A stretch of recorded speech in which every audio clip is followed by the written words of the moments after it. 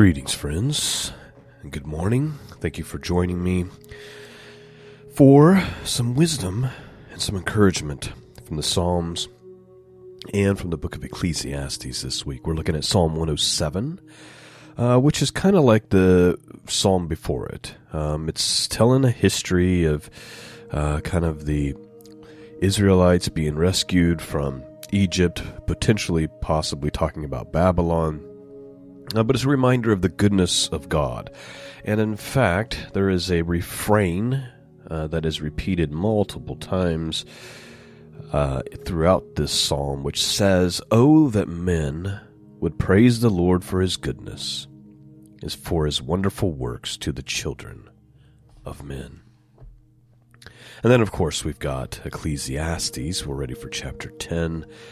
And that deals with the view of anarchy in the world, which will probably hit home for us. We'll see. So, open up your hearts this morning. Let's see what the Word of God has to say to us, and let's remind ourselves of how great a privilege it is to have such great access to God's Word, and to be able to start our day in such a way as to receive wisdom, encouragement, from the most holy words ever written. Let's begin Psalm 107.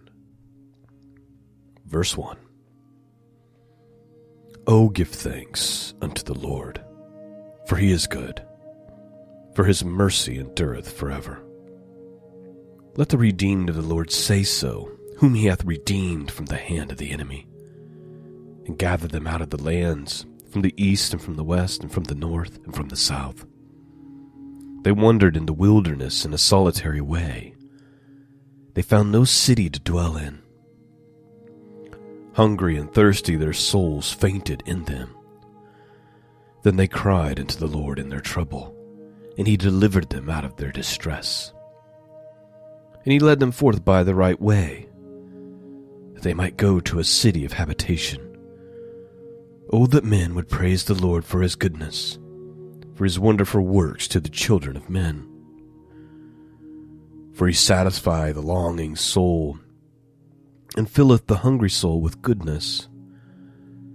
Such as sit in darkness and in the shadow of death, being bound in affliction and iron, because they rebelled against the words of God, and contemned their counsel of the Most High. Therefore he brought down their heart with labor. They fell down, and there was none to help. Then they cried unto the Lord in their trouble, and he saved them out of their distresses. He brought them out of darkness and the shadow of death, and brake their bands in sunder. Oh, that men would praise the Lord for his goodness, and for his wonderful works to the children of men. For he hath broken the gates of brass, and cut the bars of iron in sunder. Fools, because of their transgressions, and because of their iniquities, are afflicted. Their soul abhorreth all manner of meat, and they draw near unto the gates of death. Then they cry unto the Lord in their trouble, and he saveth them out of their distresses. He sent his word, and he healed them, and he delivered them from their destruction. Oh, that men would praise the Lord for his goodness, and for his wonderful works to the children of men. And let them sacrifice the sacrifices of thanksgiving, and declare his works with rejoicing. They that go down to the sea in ships, that do business in great waters, these see the works of the Lord, and his wonders in the deep. For he commandeth and raises the stormy wind, which lifteth up the waves thereof. They mount up to heaven, they go down again to the depths. Their soul is melted because of trouble. They reel to and fro, and stagger like drunken men, and are at their wits' end. Then they cry unto the Lord in their trouble, and he bringeth them out of their distresses. So please note, you kind of have like a couple of refrains in here.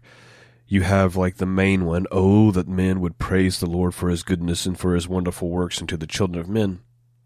But you also have this reminder of several times. It says, "Then they cry unto the Lord in their trouble, and he bringeth them out of their distresses." It's a reminder that God's people, they find themselves in these kind of sticky situations, kind of like being out in the middle of the sea, as it describes here, with the waves rising to heaven, and they cry out to God in their distress, and he delivers them out of their trouble. Let's continue on, verse 29. "He maketh the storm a calm, so that the waves thereof are still. Then they are glad because they be quiet. So he bringeth them unto their desired haven. Oh, that men would praise the Lord for his goodness, and for his wonderful works to the children of men.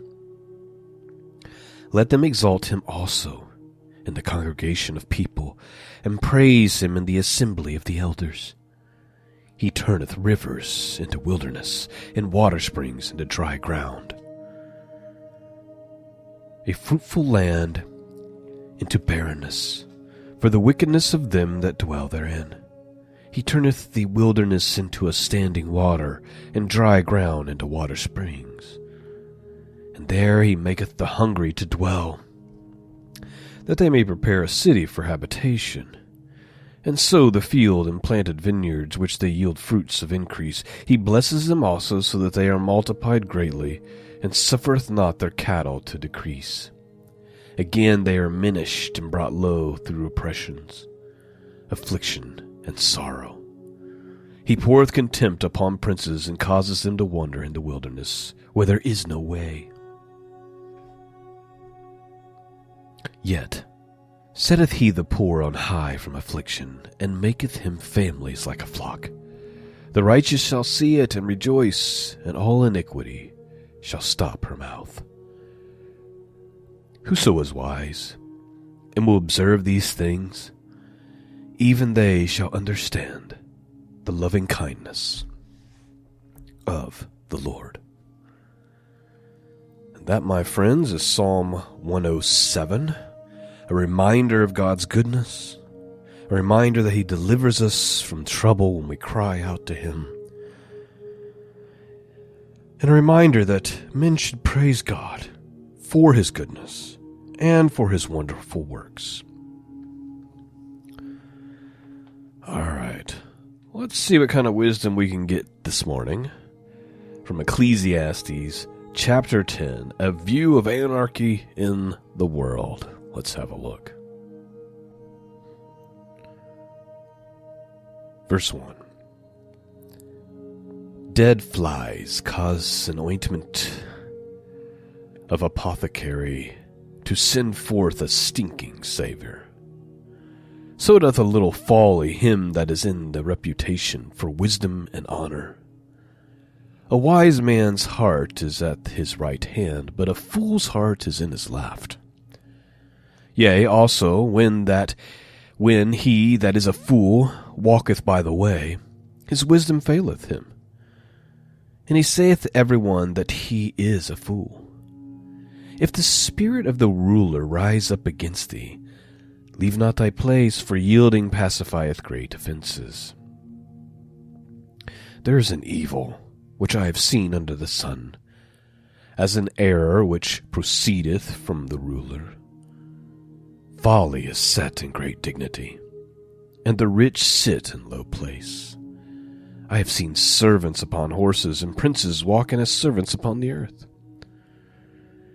He that diggeth a pit shall fall into it, and whosoever breaketh a hedge, a serpent shall bite him. Whosoever removeth stones shall be hurt therewith, and he that cleaveth wood shall be endangered thereby. If the iron be blunt, and he do not whet the edge, then must he put more strength. But wisdom is profitable to direct.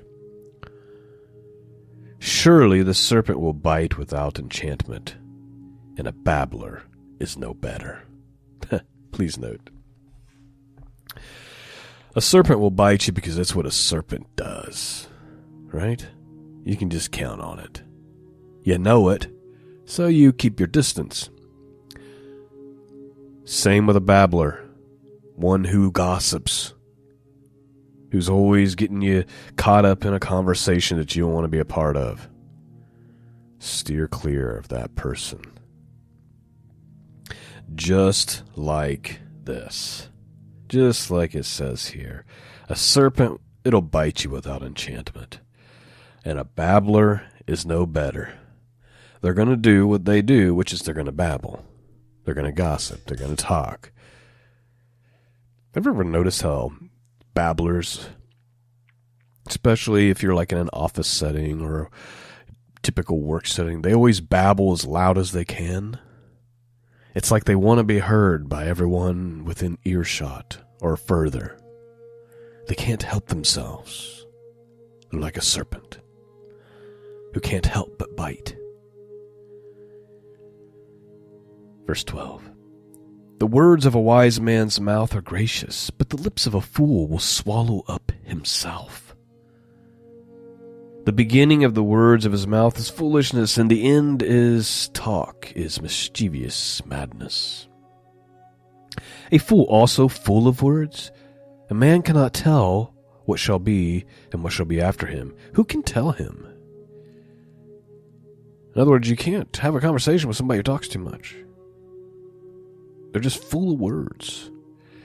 Verse 15, the laborer of the foolish weareth every one of them, because he knoweth not how to go to the city.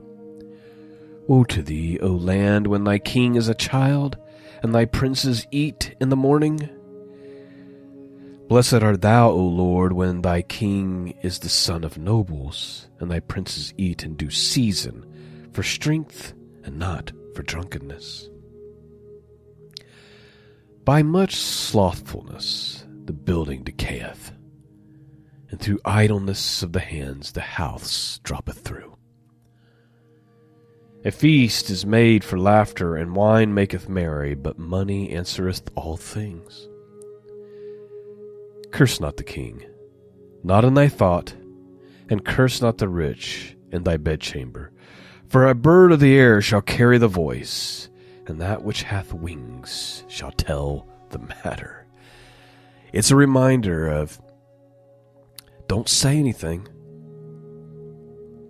that you're not okay with your boss, with your king, with those who are in leadership over you.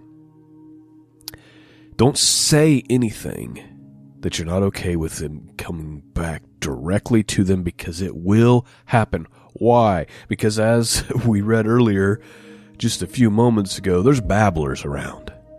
And they will. They'll hear you from the other side of the office or the other side of the shop or wherever you're working. And then they'll babble that all the day long. Don't curse your boss or your king. Anybody in a position of leadership over you, don't say it at work. Don't even say it in your bedchamber. Because like a bird of the air will carry that voice. It'll make its way back. You know, the greatest lesson we can learn is to just keep our mouths shut. It truly is. It truly, truly is. Keeping your mouth shut, keeping to yourself, it'll save you so much trouble in life. How much trouble do we cause on our own because we cannot be quiet, because we just have to be heard, our opinions have to be expressed.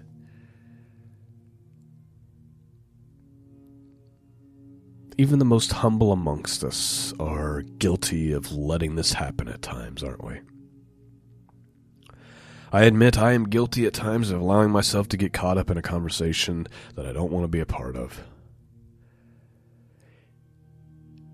It's best to just be quiet, work with our hands, keep our heads down, and watch out for those babblers. I pray you've been blessed this morning. I pray you've received some great wisdom and encouragement from God's Word this morning. Thank you for listening. I could desperately use your prayers, so please continue praying if you are willing and able. And thank you to those of you who support this mission of truth. It could not happen without you. And if you're interested in doing that, you can do that by going to scriptureandprophecy.com. There's a donate and support tab at the top. Peace and grace be with all of you. And until next time, God bless.